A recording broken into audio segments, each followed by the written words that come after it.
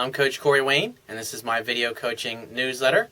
And the topic of this newsletter is going to be cognitive dissonance, seeing what you want. This is an interesting topic because every human being bullshits themselves in some form or another. Like, I was talking with a family member recently, and we're talking about health and taking care of your body, and he's explaining to me some of the symptoms. He just had a procedure done due to blockages in his arteries and stuff, and it's like, as you start, it's like people ask me, like, what do I do? And I start talking about it, and obviously the topic of health comes up, and they start telling me, oh, I just had this procedure or that procedure, blah, blah, blah. And then you start explaining to them how the human body works, what causes the problems that he has, because his own doctor obviously can't even explain these things, because most doctors, they don't know. They don't understand this stuff. They don't understand, like, what causes plaque or what causes cancer. They just go, we don't know. We kind of think it's this or that. And, meanwhile, you got Dr. Robert O. Young, who's curing people of cancer and diabetes and AIDS and all these just horrible, incurable, terminal diseases. Johns Hopkins University has just recently come out and said everything that he has written about, we've confirmed with our own research, and he's absolutely right. You can reverse all of these conditions. But yeah, it's like, back to this friend of mine that I'm talking to, it's like I get halfway through my explanation, and then what starts coming out? His story, his excuses of why things, oh, my tennis elbow, my knee, my this, my that, I eat pretty well, and I exercise pretty good, but at the end of the day, you're still having health problems, and you just had this procedure done because plaque is still building up in your arteries. So at the end of the day, what you're doing is not sufficient. Your strategy is not working. But the average person wants to be comfortable. It's like, we don't want to look at the stuff that sucks in our society or even our own lives. And that's why, you look at Congress. The United States Congress, the approval rating tends to hover around 15 to 18%. It means that the majority of Americans think that Congress totally fucking sucks ass. Why? Because they do. But what happens? Everybody goes and they vote for whatever their party that they belong to along ideological lines, and they bitch that nothing ever changes. Because people really don't want to deal with their problems. We don't want to deal with the fact that most of the members of Congress and our president basically took a bill, when you look at like the healthcare legislation, 10,000 fucking pages that they had about 15 hours to preview before they voted on it. And what was her name? Pelosi, who was the leader of the House at the time, giggled and laughed and said, we got to pass it to find out what's in it. Think about this. They're passing a 10,000-page piece of legislation that none of these motherfuckers have even read. And they're all pounding themselves in the chest, patting themselves in the back for their greatness and what they accomplished. And it's like, none of these assholes even wrote the legislation. They don't even fucking know what's in it. They didn't even read it. Can you imagine if Eric Schmidt, who's the CEO of Google, or Tim Cook, who's the CEO of Apple, two of the wealthiest, or one of the oil companies for that matter, if any of those CEOs of any of those Fortune 500 companies got a contract that was 10,000 pages long, and within they had 15 hours to review it before they were going to sign, there's no way you can physically even read 10,000 fucking pages in that short period of time.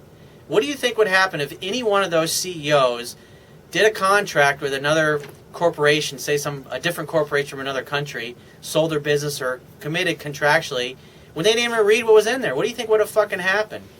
Well, the board of directors would get together, they would summarily fire that chief executive for total fucking incompetence. They would probably sue the shit out of them for dereliction of duty, and probably vote to say that the contract wasn't binding because he really didn't have the authority to bind the company to that kind of agreement. But yet we look at our politicians, and because whatever side of the aisle you happen to be on, we hold our noses, we go, oh, that was great, yeah, oh, that's great, 10,000 pages and you didn't even read it. It's the president of the most powerful nation in the world, and we're gonna be fucking excited about that. And yet we ignore the fact that that is just total fucking incompetence. My question is, who the fuck wrote the legislation in the first place? Well, obviously it wasn't the president. Obviously it wasn't the members of the Congress. Who was it then? Well, obviously it was whoever had the most money to get a seat at the table so they could get the legislation written. It was whatever corporate and special interests that were related to the people that they were turning the legislation into. And so they get this piece of legislation that's written by all of the attorneys and the lobbyists and the special interest groups who were obviously only looking out for those companies and those special interests, like the pharmaceutical companies and the healthcare industries. Think about it. Do you really honestly think for 1 second, having a straight face, looking yourself in the mirror, do you honestly think for 1 second that those lawyers and those lobbyists and those politicians who didn't even read the legislation, do you honestly think for 1 fucking second they really did a good job looking out for you or me or any of the rest of us? I mean, come on. You can't look me in the eye with a straight face and say that's a really great thing when the president of the most powerful nation on earth signs a 10,000 page legislation into law that he didn't even fucking read. And that's just one day of the week. This shit's going on 365 days of the year. They're constantly signing shit and voting on shit that they didn't even fucking read. Think about that for a second. So back to the subject of cognitive dissonance. We see what we want to see. We want to trust that those people aren't fucking ripping us off, even though deep down we all know that we're getting fucked. If we didn't believe we weren't getting fucked, Congress would have an approval rating higher of 18%, and the president would have an approval rating of higher than somewhere in the 40s and the 50s, which is where it typically tends to hover. They fucking suck ass, and they're doing a shitty job, but we keep voting for the same fucking people, and yet we complain why nothing ever changes. It's our own fucking fault. But we vote along party lines because we don't want to look at the fact that there's an elephant in the room, that there's a big, giant pile of dog shit that's under that big lump in the room, and we're all holding our noses, pretending and acting like it doesn't stink when half the people are over on the sidelines fucking puking their guts out because it fucking stinks in the room. But we're all sitting there having a cocktail party like everything's great and hunky-dory and rosy, and these guys are really looking out for us. We just ignore the reality, and we see what we want to see. And we see the same thing like when it comes to relationships. I got this comment or this question. It's a real short one from a viewer. He says, what do you mean by people see what they want to see? Can you explain that? It's like, that's basically what we do. And so when we meet a woman that we like or we want to be with her, and we're like, we really like this girl, say over the past 3 years, when you look at all the women that you've met or you've interacted in, or if you're a woman watching this, all the guys that you've met, members of the opposite sex that you've met, and say over the last 200 people, maybe say 300 people, say you met 100 people a year on average that you met or you interacted with or that you saw or that you could have interacted with, whether you did or you didn't, it really doesn't matter. But at the end of the day, say out of those 3 years you met 1 or 2 people that just really fucking knocked your socks off, and say you dated them for a couple of months and for whatever reason it ended, it didn't work out, or you got dumped.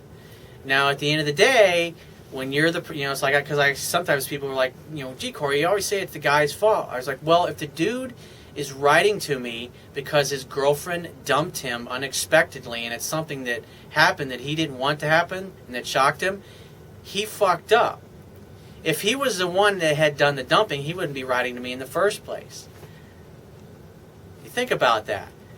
I mean, if the guy, the person that's getting dumped is the one that's fucking up. If you're the dumper and not the dumpee, obviously the person that you dumped them because you were not happy because of the way that they were treating them. But back to the guys, the ones that they get dumped unexpectedly, it's like they see what they want to see. They look at the fact that a girl is not really making much of an effort to keep conversation going on a first date. And then they go to kiss her at the end of the date and she turns her head, he gets the cheek, and she gives him some BS excuse. And he buys it thinking, oh, I just got to wear her down. She said she just wants to take things slow. Then they go out 2, 3 dates, 4 dates, 5 dates. and they've still never kissed her once on the lips, and they keep taking her expensive places, or just fixing her garbage disposal, or taking out her trash, or fixing her car if it breaks down. And they keep telling themselves that things are going to get better.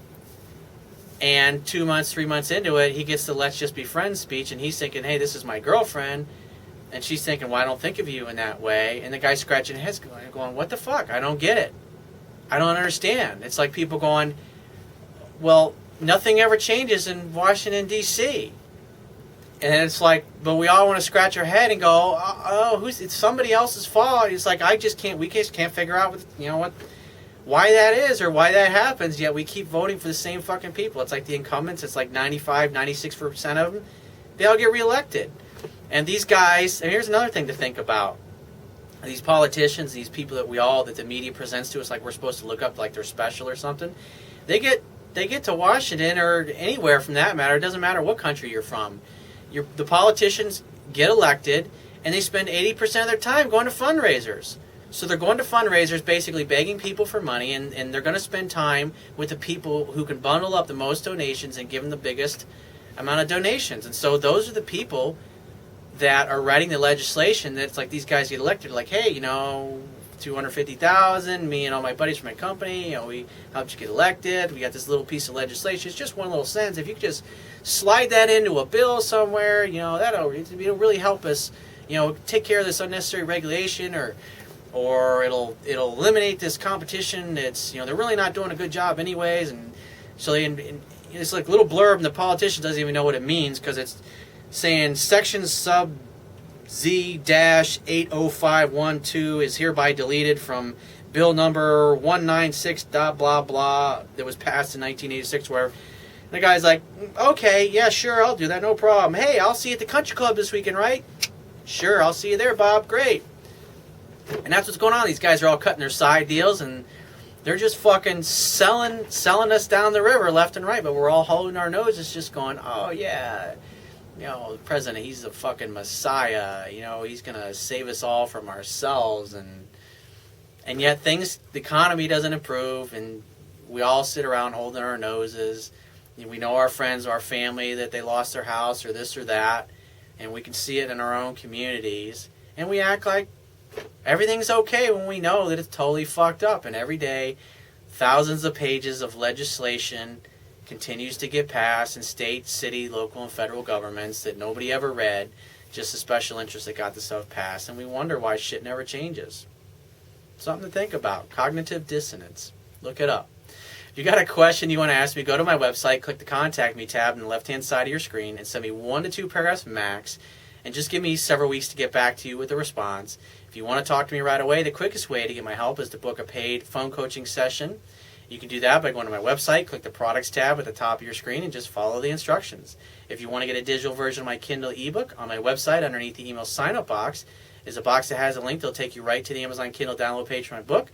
Once you get there, if you don't have a Kindle device, just download one of their free e-reader apps for whatever electronic device you want to read it on. And if you appreciate the value of the information I offer in this video newsletter, the articles on my website, or my ebook, you can show your appreciation right now by going to my website, and there will be a toolbar at the bottom of your screen. Click the PayPal donate button and donate any amount that you feel is equal to the value of the information. And I will talk to you soon.